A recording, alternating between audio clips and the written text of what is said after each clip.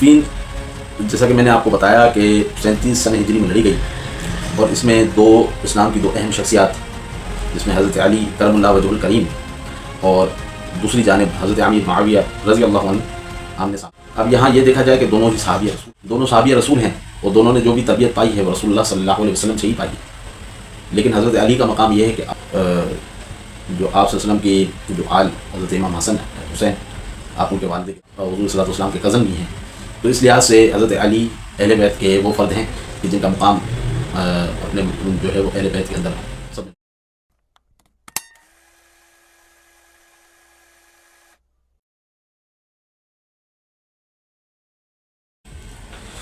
نحمدہ ونصلی ونسلم علی رسولہ الکریم، اما بعد، فاعوذ باللہ من الشیطان الرجیم، بسم اللہ الرحمن الرحیم۔ میرے تمام دیکھنے والوں کو، سننے والوں کو میری طرف سے السلام علیکم ورحمۃ اللہ وبرکاتہ۔ میرے دوستوں، منافقین ان اسلام سیریز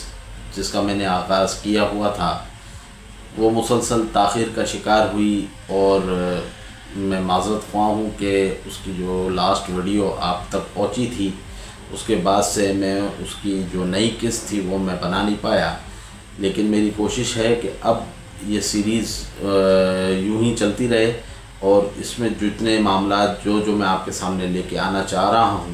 میری کوشش یہی ہے کہ میں اب اس کو اسی طرح کنٹینیو رکھوں گا، اور انشاءاللہ عز و جل ایک ایک چیز آپ کے سامنے بیان کرتا چلا جاؤں گا۔ اللہ پاک مجھے حق کہنے، آپ کو حق سننے، اور ہم سب کو حق پر عمل کرنے کی توفیق عطا فرمائے۔ آج ہم گفتگو کریں گے جنگ صفین پر، اور لاسٹ ٹائم جو میں نے ویڈیو بنائی تھی اس میں ہم نے جو گفتگو کی تھی، میں نے لاسٹ جو حصہ آپ کے گوش گوار کیا تھا، تو میں نے آپ کو بتایا تھا کہ اب جنگ صفین پر انشاءاللہ گفتگو ہوگی، اور آج انشاءاللہ ہم گفتگو کریں گے جنگ صفین جو کہ 37 سنہ ہجری کے اندر پیشہ جو ہے نا وہ لڑی گئی، اور اس کے کیا خد و خال تھے، کیا وجوہات تھیں۔ میں آپ کو یہ تو بیان نہیں کروں گا کہ اس میں کتنے گھوڑے تھے، کیا لشکر کی کیفیت تھی، کیا معاملات تھے، کیا مسلمان اس وقت دو گروہ جو دونوں ہی مسلمانوں کے گروہ تھے وہ کیوں آمنے سامنے، کیا ان کی جو ہے نا وہ اس ٹائم پہ لشکر کے کیا معاملات تھے، اور ان کے سپہ سالاری میں کون تھا اور کیا نہیں تھا۔ میں آپ کو اس کی وجوہات کے اوپر روشنی ڈالنے کی کوشش کروں گا، کیونکہ میرا جو تاریخ اسلام کے اوپر جو میرا تجربہ ہے، اور جو میں نے اس کو جو اسٹڈی کیا ہے، میں ہمیشہ سے ان چیزوں کے اوپر جب میں ریسرچ کرتا ہوں، جب میں ان چیزوں کو دیکھتا ہوں، تو میں ہمیشہ سے اس پہلو کو ڈھونڈنے کی کوشش کرتا ہوں کہ جو تاریخ اسلام میں موجود ضرور ہے لیکن شاید ہماری نظروں سے گزرا نہیں، یا اگر گزرا بھی ہے تو شاید ہم نے اس ڈیپ ریسرچنگ میں اس بات کو سوچنے کی کوشش ہی نہیں کی کہ آیا کہ جو معاملات ہمارے ساتھ ہوئے، جو ہمارے جو ٹکڑے ہوئے، جو ہم فرقوں میں بٹ گئے، جو ہمارے دین کو جو ایک جسم کی مانند رسول اللہ صلی اللہ علیہ وسلم نے مسلمانوں کو بنایا، جو مسلمانوں کو ایک بھائی چارے کی جو ایک قوت دی، آپ نے مسلمان کو بھائی بنایا، تو ہمارے بیچ جو ایک پھوٹ پڑ گئی، اس کی وجوہات دراصل مسلمان خود نہیں تھے، بلکہ ہمارے بیچ شامل ہونے والے وہ منافقین تھے کہ جنہوں نے اسلام کا لبادہ اوڑھا، اور وہ ہمارے بیچ شامل ہوئے، انہوں نے اس طرح ہمیں جو ہے وہ تباہ و برباد کیا ہے۔ جنگ صفین جیسا کہ میں نے آپ کو بتایا کہ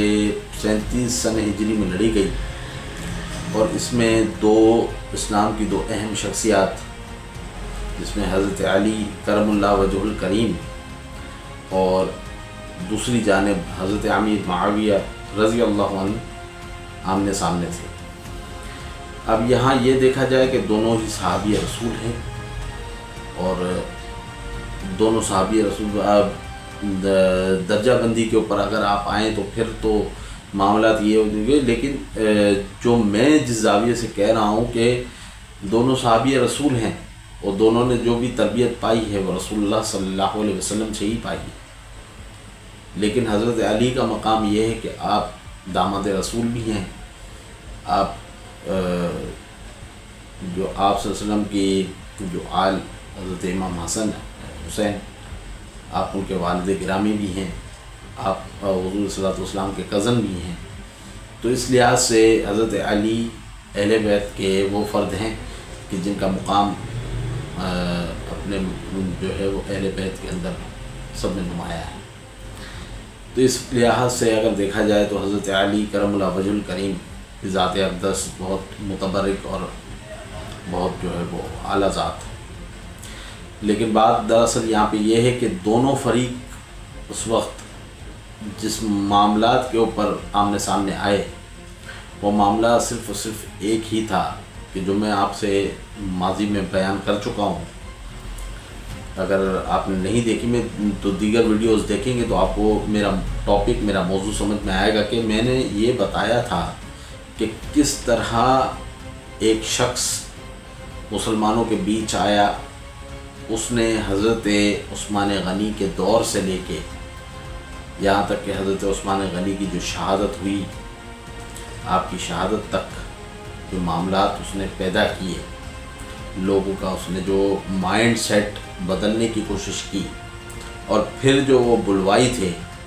ان کا ایک منظم لشکر بن چکا تھا جو اس وقت تک حضرت علی کی فوج میں بھی شامل رہا، اور پھر یہ وہی لوگ تھے کہ جو دونوں اطراف موجود تھے،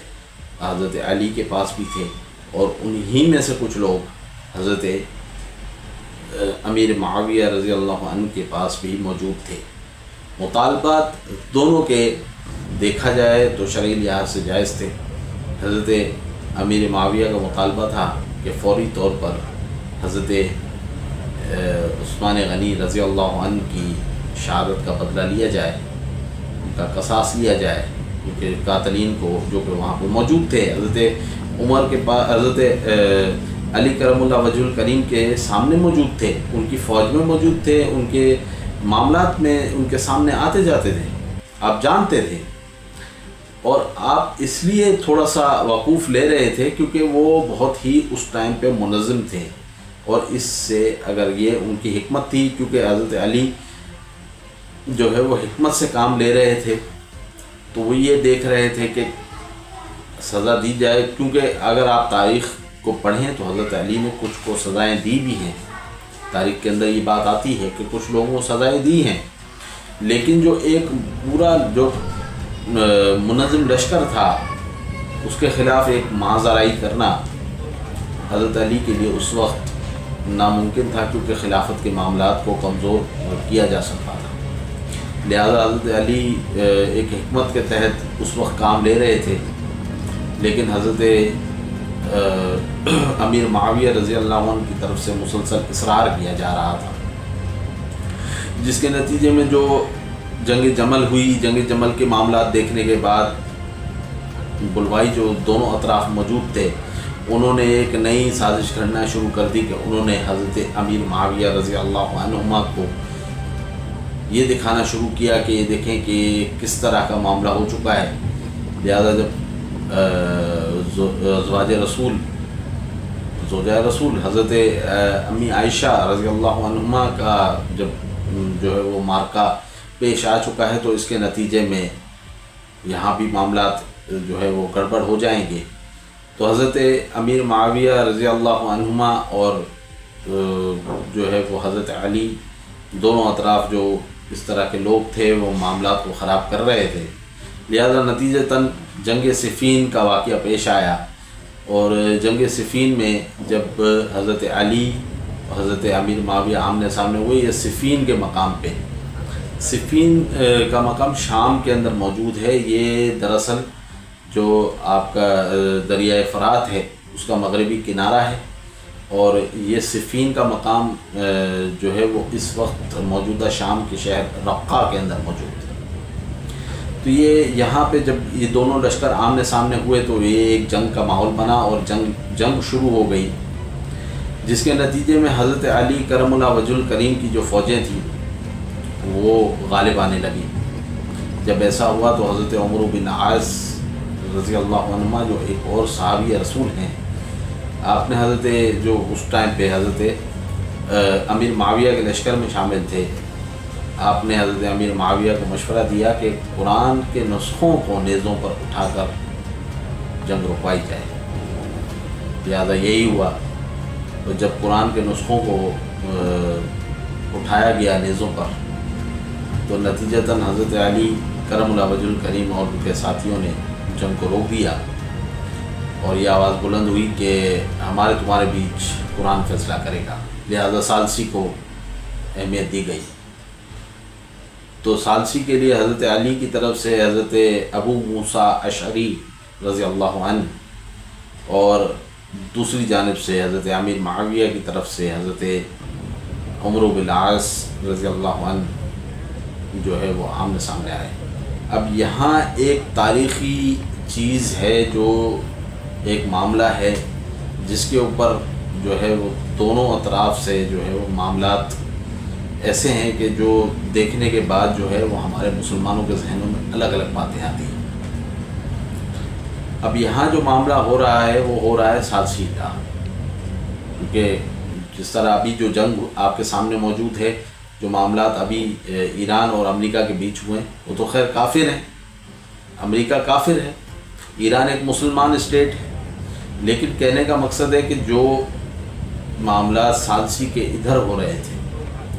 یہاں پہ اسی طرح کی ثالثی کا معاملہ تھا، جس طرح میں نے آپ کو مثال دی ابھی ایران اور امریکہ کے بیچ، وہاں تو خیر ایک کافر اسٹیٹ اور ایک مسلمان اسٹیٹ کے بیچ معاملہ ہے، یہاں دونوں ہی مسلمان گروہ ہیں،